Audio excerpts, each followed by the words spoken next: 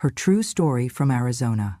I took care of the whole family, and they took my bed on Christmas. The burden is just someone who eats, complains, and doesn't know when to leave. My daughter-in-law clears her throat and adds a final remark, as though delivering a verdict. Her choice of words echoes in my head, looping again and again. I don't respond. I simply stand there, the cup of cold tea growing heavier in my hand. The kitchen smelled of cinnamon and turkey just minutes ago. Now the air is filled with silence I cannot swallow. I stand in front of the sink, still wearing my flour-dusted apron from baking cookies, frozen from all the years I spent feeding this family. My hands tremble slightly as I hold the cup of cold tea I forgot to drink. The cookie scent clings to my clothes, mixing with the sweet stink of stale air in a house that no longer feels like home. I hear footsteps behind me, soft at first, then a door opens and then the voice. "The kids need the room. You can sleep on the floor, Grandma. It's just for one night." Those words cut through me sharper than any knife, and I slowly turn around, my heart settling into a pool of stunned disbelief. My daughter-in-law stands there in her holiday dress, perfectly put together, her voice calm as if she is telling me something ordinary.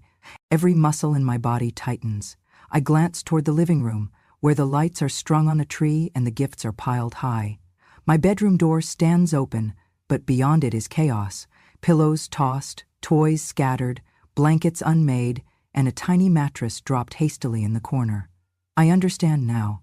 They have taken my bed for the children. My bed. In my own home. My son stands behind her, his hands shoved deep in his pockets. He doesn't speak or look at me.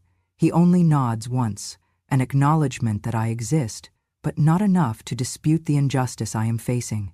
He lets her speak for him, as if she is the voice of the house, the voice of reason, the one who decides who belongs and who doesn't. The youngest grandchild, little Emma, comes skipping into the room, jumps up on what used to be my mattress. She wiggles her toes and beams, oblivious to the tension filling the air.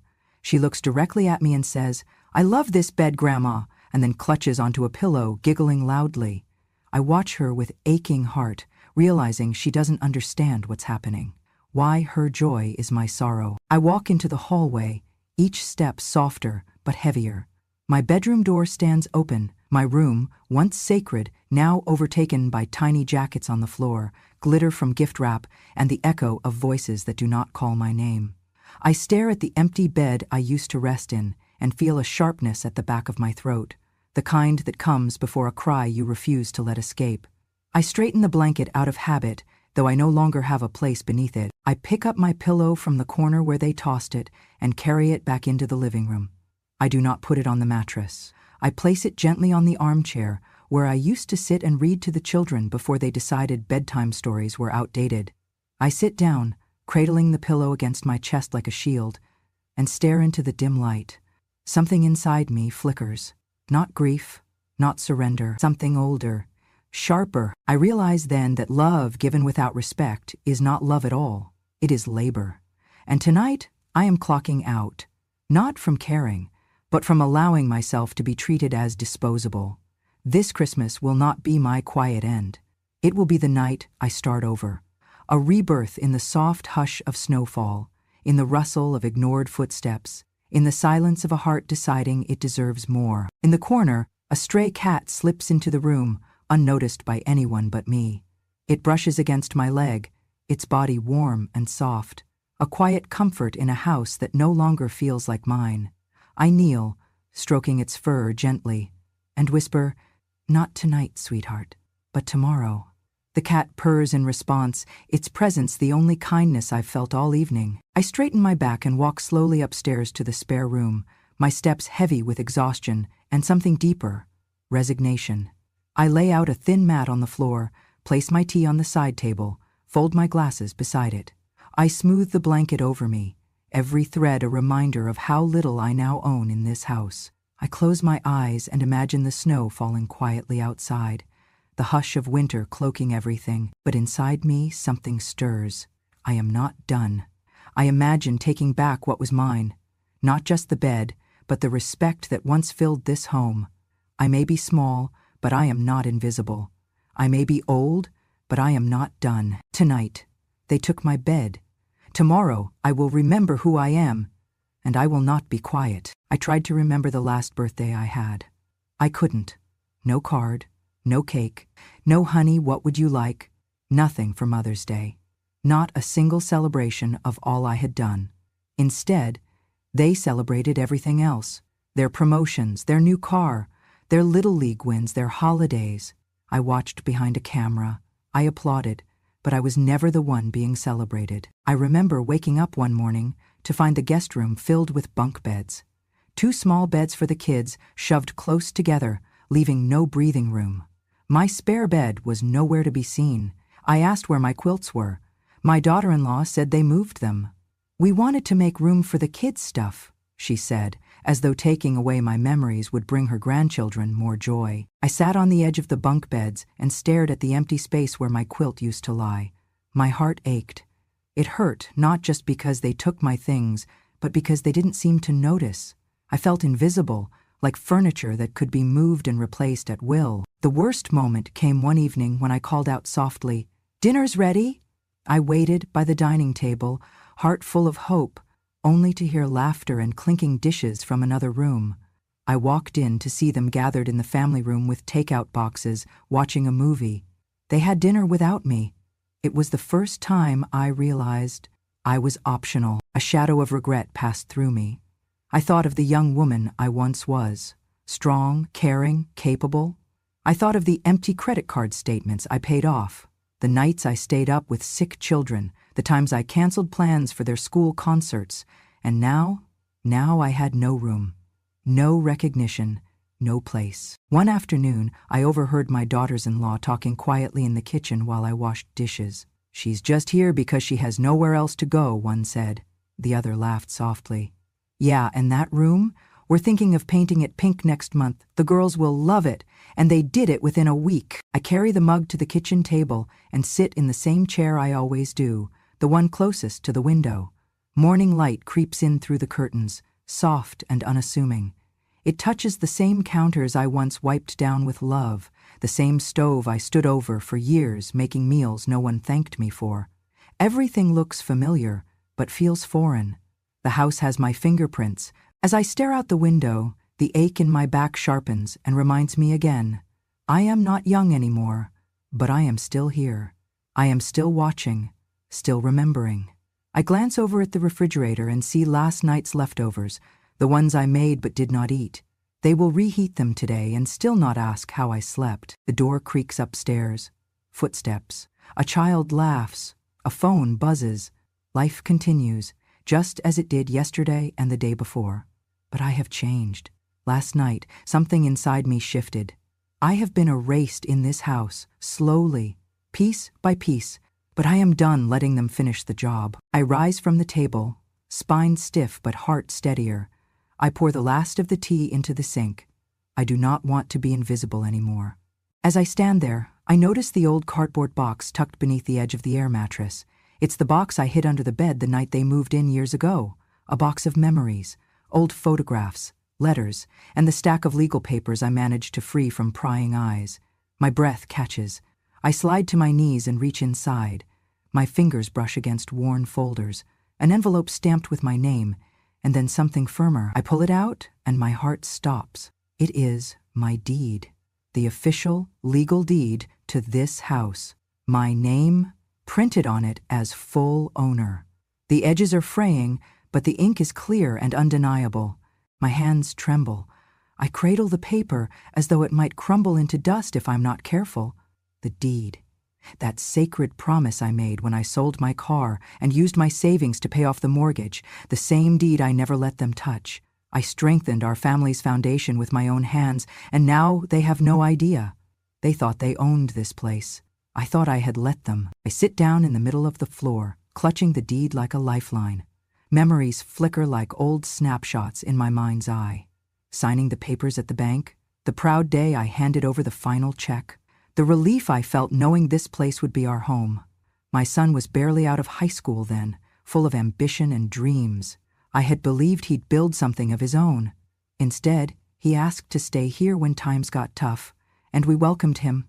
Welcomed them all. It was an act of love, or at least I meant it so, But I never expected us to forget. I trace my fingers across my name on the paper. I am the owner. I own this kitchen, these walls, the air that fills this house. I am not a renter. I am not a guest. I am not a burden. And I am certainly not someone who can be dismissed with a single statement, "You can sleep on the floor for one night," because one night can stretch into years, and you can only pack away your dignity for so long before there is nothing left. I lean back against the mattress and let the deed slide across my lap. I feel something shift inside me. It is like waking up again. Not physically, my body is still sore, but awake in my soul. The floor beneath me is not just cold, it has become a threshold. On one side, the place where they see me. On the other side, the place where I see myself. I stand slowly, still clutching the deed. I walk toward the living room and find the tree lights dimmed from yesterday, the ornaments dusty from a night's abandonment. I kneel and snatch back a ribbon they left dangling. Stash it behind my back. This house is mine, and every inch matters. I think of the key ring hanging near the front door, the one with a dozen keys. Garage, shed, utility room. One of them is the main house key. It fit perfectly into that front door, whose knob I polished weekly. I remember walking through that door at midnight, after holiday shopping, to tuck new blankets into the guest room they claim is for them.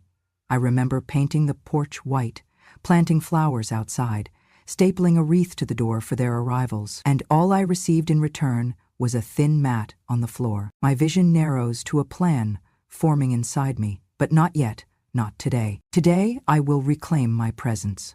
I press the deed flat across my chest as I walk to the living room window and glance at the driveway. Their cars are still there, a sedan, 2 SUVs. They are sleeping comfortably inside. They have a roof that came from the sweat of my labor. But tonight, I will let them hold on to it.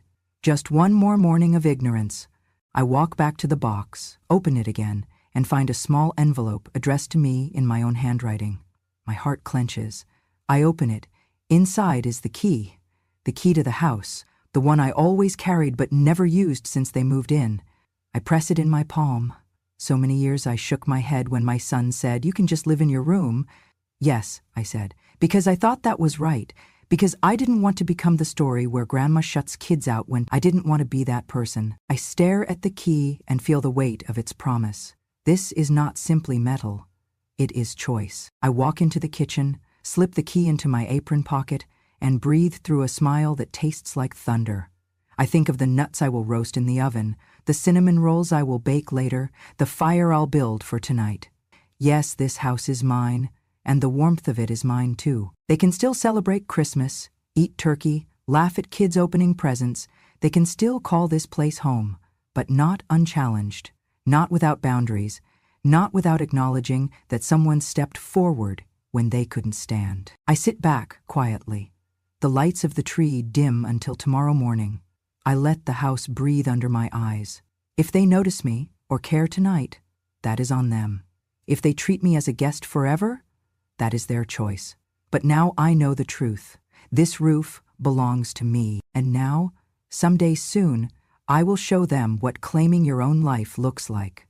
Because one day of taking my bed was contemptible, but a lifetime of living here on my terms, that will be unforgettable. After finding the deed and key, I did not act immediately. I sat with them, tracing my name on the paper and turning the weight of that key over in my palm. I needed certainty before I stepped forward again. So I made a phone call. It was quiet. The first words carried more tension because I had not made them yet. "Hello, Mr. Harris, this is Helen Carroll." He paused for a moment, then cleared his throat. "Mrs. Carroll, I haven't heard that name in years. How are you?" I inhaled slowly, steadying myself. "I am well enough. I need your help." He asked where I was. We spoke in undercurrents and half-words, so none of them could overhear. I told him I had found documents proving deeds, mortgages, my name as landlord, and the destruction of my property. He said he would check our records, confirm any unpaid loans or existing lease terms, and call me back by day's end. We ended our conversation with polite distance, me holding the key, him assuring discretion. After that, I moved through my days with careful purpose. I started cooking again, something I hadn't done since I discovered the deed. I made roast chicken, mashed potatoes, broccoli with garlic, and one of those apple pies they used to devour in minutes. I set the table as usual, lit a candle, whispered a blessing under my breath. I made sure my presence still felt peaceful, almost invisible, like wind around a candle's flame. But while I was feeding them, I was also planning. In the afternoons, I went into the guest room, except that little bunk bedroom was no longer mine, so I took to packing in the closet of my former hall coat. First the quilts, my mother's quilt, the one I stitched with my granddaughter when she was a baby. Then the photo albums, one for birthdays, one for holidays, one full of old wedding and prom pics. I folded them with gentle care and placed them in plastic bins. I tucked in handwritten letters, recipes I'd written down in neat cursive, a pair of reading glasses. Each evening, after I washed the dishes, I brought another box downstairs and slipped it under the staircase. My steps were quiet, deliberate. No one asked questions. No one noticed the box that appeared night after night. I packed scarves, my old gardening gloves, the knitted shawl I kept for chilly mornings. I took a single china plate, a gift from my late husband, and wrapped it in an old scarf. That item went into a cloth bag I tied and left by the front door. I did not stop cooking or cleaning. I did not announce what I was doing. I smiled as I passed the hallway. I complimented my daughter-in-law's cooking when she attempted something new. I carried the turkey to the table. I laughed at my grandchildren's silly jokes. I had not lost my love, but the dynamic had shifted. I was no longer invisible, but I was no longer theirs to borrow. I called Mr. Harris again. He told me there was no standing lease, no tenancy recorded. Legally, this was still my house. I could issue a notice to vacate. I told him fine. I would obtain the paperwork, file it, and ask him to come to the house when I was ready. He reminded me that once the process started, it could not be reversed easily. I nodded even though he could not see me. I understood. That afternoon, I paused in front of the door to the junk room, once the guest room. I opened it and breathed in the smell of innocence and entitlement.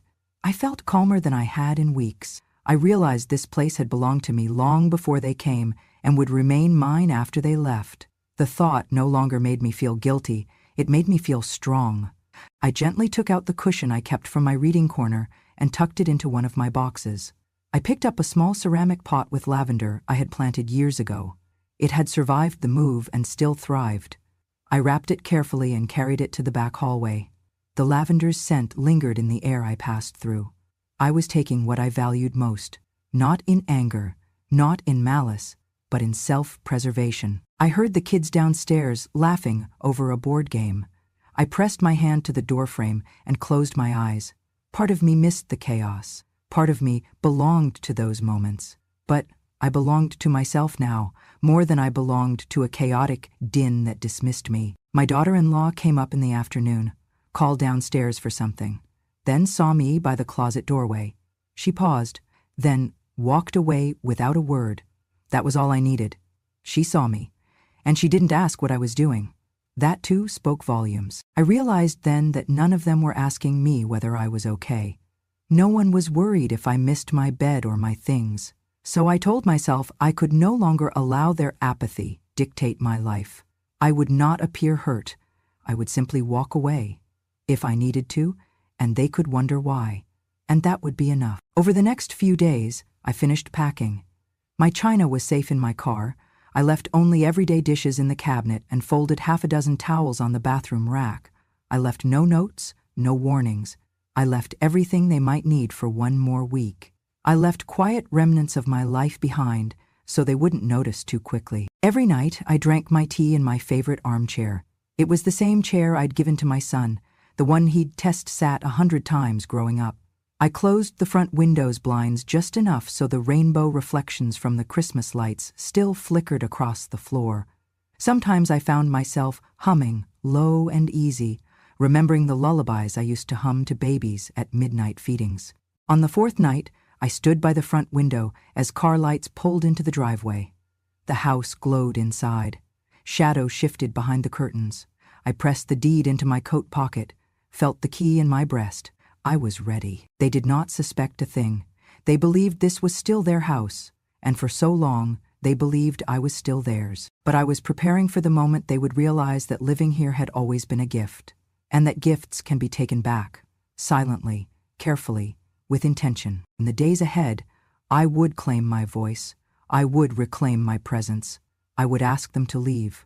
Not because I hated them, not because I wanted revenge, but because I needed respect and boundaries, and I needed them to know that caring for them did not give them leave to take me for granted. Without noise or spectacle, I was getting ready.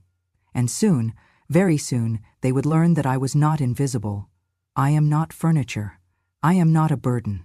I am the owner of this house and of my life. On the evening of December 31st, I stood in the kitchen under the warm glow of string lights still hanging from Christmas. My phone buzzed in my apron pocket, and without hesitation I opened my messaging app. I typed carefully into the family group chat, "Please be out of the house by January 3rd. The owner has other plans." I pressed send before a single doubt could freeze my fingers. After that, I stepped back and watched. I finished washing the dishes, humming a tune I learned as a child. I clipped a few sprigs of rosemary from my garden and arranged them on the kitchen counter. I brewed a pot of chamomile tea and poured myself a cup, savoring the silence as the rest of the family scattered in confusion and fear. I could hear a ping on my phone. I checked the group chat. My daughter-in-law had already typed, "What does this mean? Are we being evicted?" Then my son, "What's wrong? Who is selling the house?" My grandchildren asked, "Grandma, did you sell it? Did we do something wrong?" Messages appeared one after another, frantic and anxious, until I turned off the notifications, wanting them to feel the urgency of what I had said before anything else filled their minds. Finally, my son came into the kitchen. He stood at the threshold, hesitation in his eyes. "Mom, is this a joke?" he asked. My daughter-in-law followed, wrapping her arms around her body as though bracing against a chill. The two older grandchildren peeked in behind them, faces flushed and frightened. I held the deed in my hand, the same paper I found under the mattress weeks ago. I offered it to my son. "I am the owner," I said, voice calm and steady. "I'm just finally acting like it." My son's jaw dropped, his face drained of color. He took the paper hesitantly and scanned it, confusion and betrayal flickering in his eyes. He looked back at me and asked, "Mom, you never said. How could you not tell us?" I didn't defend myself. I simply said, "Because no one asked, because it became easier to let them live here than to remember I had the right to say no." They entered the kitchen fully now, 2 adults and 2 kids, peering at me as though I'd stepped out of shadows. My daughter-in-law lowered her eyes, voice cracking as she spoke. I'm sorry, I didn't know." My granddaughter Emma whispered, "Grandma, I'm scared." Her little brother Jack looked furious. "You can't do this to us," he said. My son looked at me with sorrow and regret. "Mom, we thought we were at home here. We didn't even think about paperwork or ownership. We thought this was family." He knelt and handed back the deed. "Please, whatever this is, can't we talk about it?" I placed the deed back on the counter and touched his shoulder lightly. That was our first conversation. They weren't asking when I needed space. They didn't ask when they took my bed. They never asked how I felt. They just assumed. My daughter-in-law began crying. She clutched the edge of the kitchen chair as sobs shook her. "We never meant to hurt you," she choked. We thought we were helping." I closed my eyes and whispered, "I hope you thought you were helping." I poured each of us a small cup of tea and set them on the table. "I'd like you to sit," I said softly. "We need to talk, but not about moving out." They looked at me, confused again. I continued, "I don't want you to leave in panic. I just need you to respect that I own this house, that I have a voice, that this is not a shared inheritance. It's my home. Yours too for now, but with rules, clarity, and respect." The room hummed with tension. My grandchildren stared at me with wide eyes, as though seeing their grandmother for the first time. My son wiped his eyes and nodded. My daughter-in-law took a shaky breath and said, "Okay, Mom, we'll stay. We'll help fix this. Please help us fix this." I nodded back. "We start tonight. Not in court, in this kitchen." The children sat on the floor beside the table. My daughter-in-law sank into a chair, and my son remained standing, arms folded as though needing time to adjust. I looked at Emma and Jack. "I won't sleep on the floor anymore," I said. They both exhaled, relief visible. "But the mattress stays. We all helped pay for the utilities this month," I added. "Let's acknowledge that. Let's live here with gratitude." My son blinked hard and said, "Yes, Absolutely. My daughter-in-law wiped her cheek and said, "Mom, I'm so sorry we didn't see. I'm ready to make space." So we sat together that New Year's Eve, breathing the same air, sharing warmth beyond the stove fire. Outside, fireworks began to pop, but inside the kitchen, our resolutions were quieter, steadier. Respect, gratitude, space, and acknowledgement. When January 3rd arrives, I am not going to change the locks. I am not calling movers. I won't need a court order. They will still be here, because they chose respect over fear. Tonight, though, I close my eyes filled with purpose. Tonight, I sleep knowing I am not a furniture piece to be pushed aside. Tonight, I prove that you can reclaim a home with words, papers, and dignity, not drama. And as the new year begins, we step together, not as renters, not as obligations, but as a family aligned by choice, not silence. Their shock was the sound of awakening. Their tears, the first honest conversation we've had in years. The deed was the truth bomb that shook us awake. And now we are awake, together. On the morning of January 3rd, I opened my front door before sunrise. The sky was pale blue, with the last hints of winter's night. The street was quiet, except for the hum of the van idling in my driveway. I took a deep breath and stepped outside. My heart was steady, no tremor in my chest. I was not afraid of what the day would bring. They moved like ghosts in the cold light. My son carried a cardboard box, labeled, "Kitchen, Mom's?" My daughter-in-law wheeled out a suitcase. The grandchildren tiptoed behind them, holding stuffed animals. None of them looked at me, but they didn't need to. The deed had spoken for me. The text on my phone, the calm I had held in the kitchen, those words carried more authority than any argument. I watched as they opened the back of the van and began stacking furniture. I saw their hands lift the dining chairs, the sofa cushions, the twins' bunk beds. They were taking their remnants, the things they thought belonged to them, even though none of it was theirs. Once I said the words, they carried it out like what it was, their takings. They paused when the sun crested a neighbor's rooftop. A beam of golden light lit my son's face, and he hesitated. He pressed his finger against his temple, as though trying to steady a wavering thought. His wife zipped up her coat and said something quietly. Maybe, come on. The children gathered a final toy each, then they climbed into the van and pulled away, leaving the driveway empty. I closed the door behind me and leaned against it for a long moment. No one had fought me. No one had screamed. No one had cried for mercy or demanded apology. They trusted my claim. That silent acknowledgement felt more powerful than any confrontation. Inside, I walked to the living room. It felt smaller now, but quieter in a way that brought relief instead of emptiness. The tree was still up, its lights glowing pale green and red. I reached out and touched the blanket that lay limp on the couch. My favorite wool blanket. It hadn't been touched in weeks because they used seat cushions instead. I carried it gently to the front bedroom. I closed the door after myself.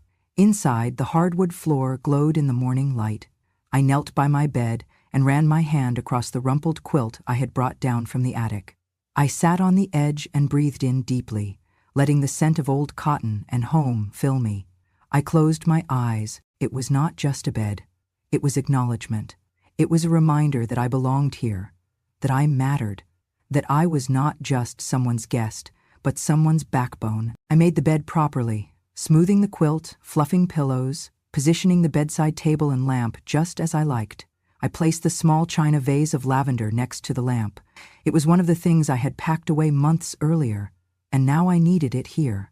I touched the petals lightly, feeling their fragility remind me of my own prayers. Then I walked through the house, room by room. I folded spare towels.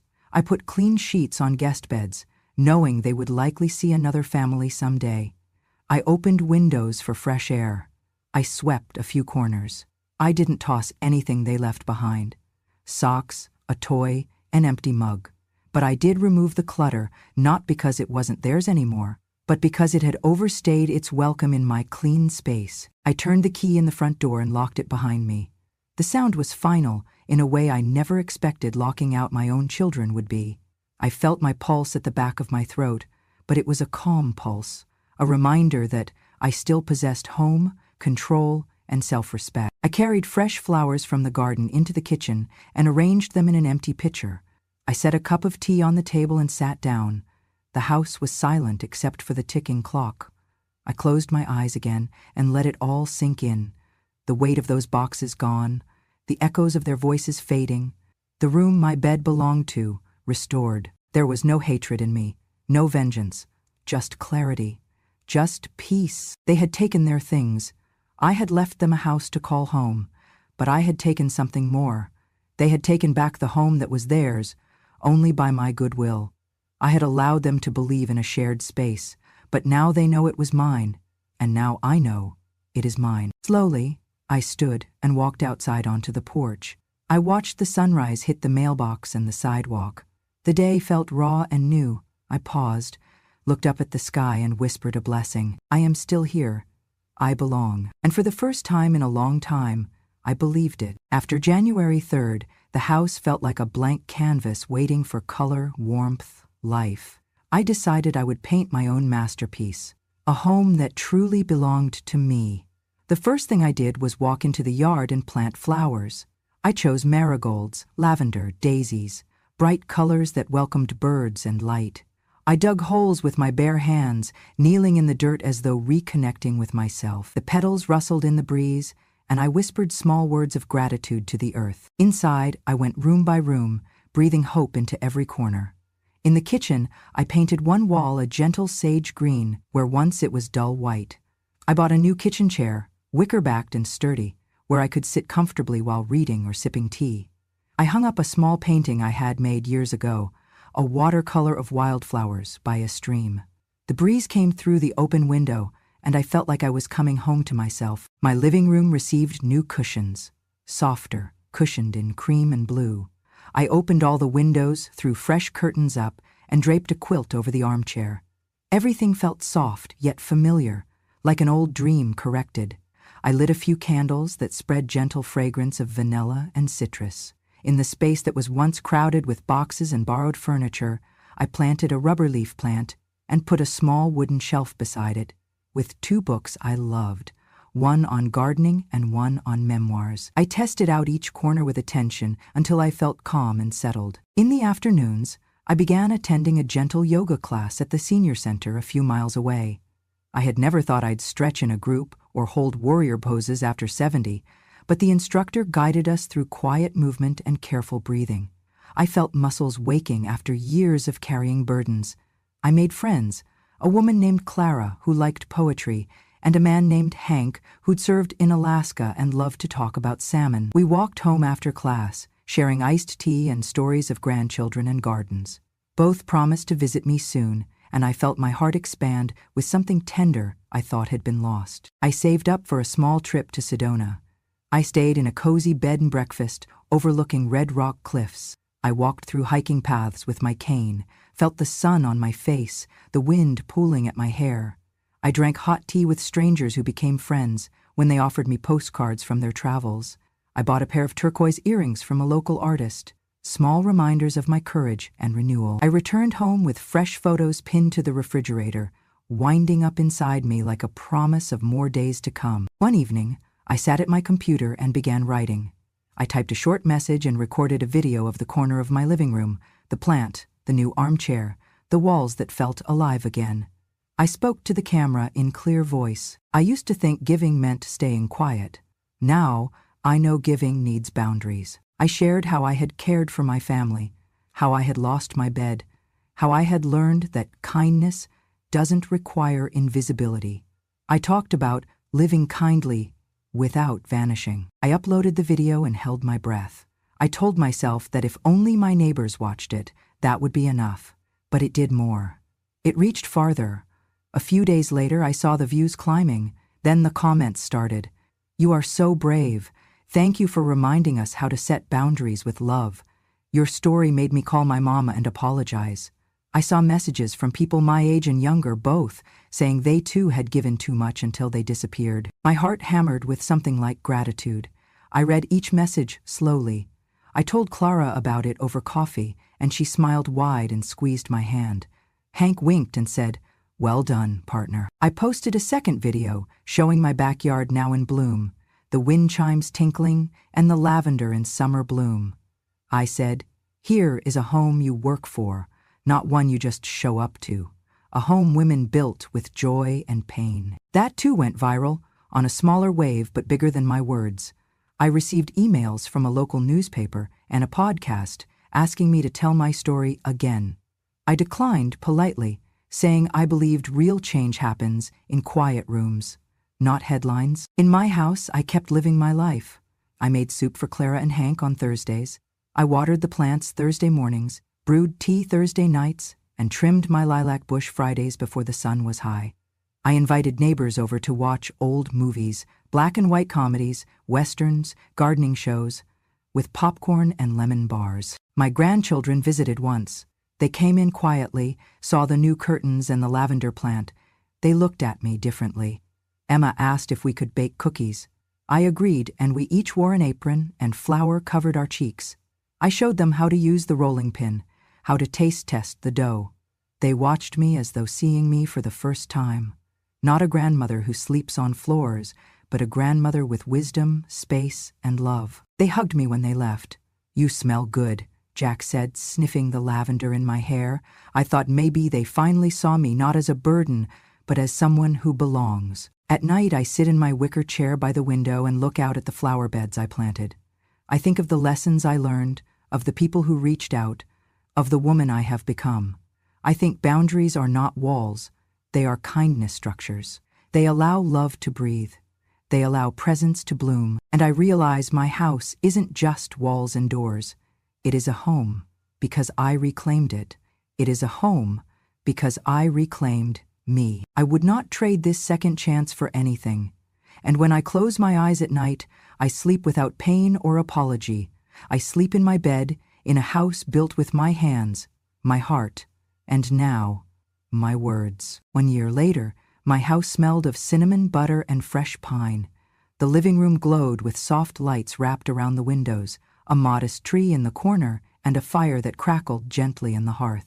My friends from the senior center, Clara, Hank, Miriam, and Doris, were gathered around my kitchen table. We wore matching red aprons, all slightly flour-dusted, and shaped dough into stars, trees, and hearts. Hank insisted on baking gingerbread men with broken arms, because no one is perfect. We laughed so hard I had to sit down to breathe. After the cookies cooled, we wrapped them in parchment and tied them with ribbon. Miriam brought homemade eggnog.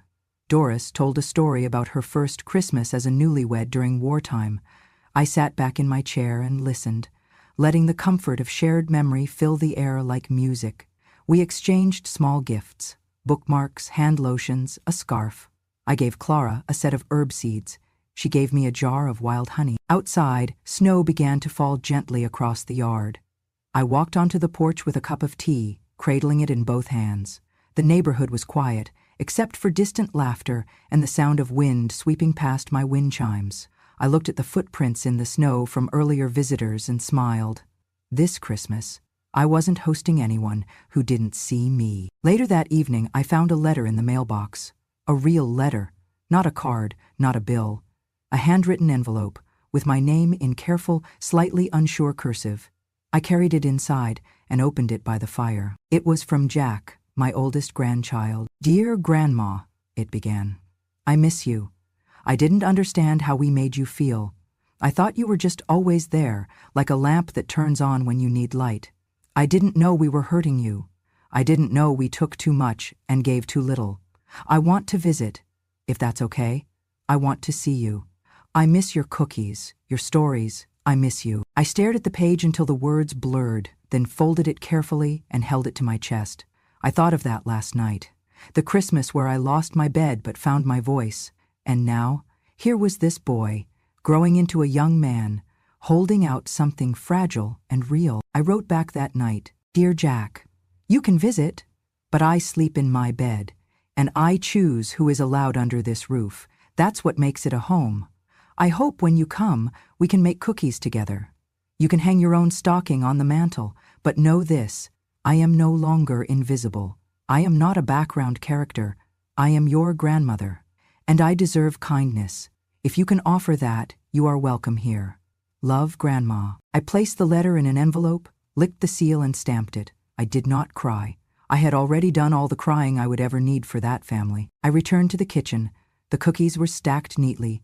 The tree lights blinked. Clara was humming something soft near the record player. We played an old carol, and we all began singing, voices slightly off, but full of warmth. That night I sat in my armchair and watched the fire burn down. The house was quiet, but full, not of people, of peace, of memory, of hope, a kind of fullness that has nothing to do with noise or numbers. I touched the back of the chair where I had once cried in silence. I looked around and felt proud, not just of the home I had reclaimed, but of the boundaries I had built. Boundaries are not walls. They are doors that close gently behind you when enough is enough. And I thought to myself, if anyone asks about this Christmas, I will tell them the truth. It was the warmest one I have ever had. Next time you take someone's bed, make sure it is not the one who owns the roof. Thank you for staying with me through this story. One of quiet strength, lost dignity, and the kind of justice that does not shout but stands firm. If you have ever been overlooked in your own home, if your sacrifices have been dismissed as duty, then you know how deeply this story cuts and how deeply it heals. Subscribe to Grandma True Stories for more real stories from women who were once silenced but never broken. Stories that remind the world respect has no expiration date, and neither does memory. Till next time, take care of your elders, and remember, next time you take someone's bed, make sure it is not the one who owns the roof.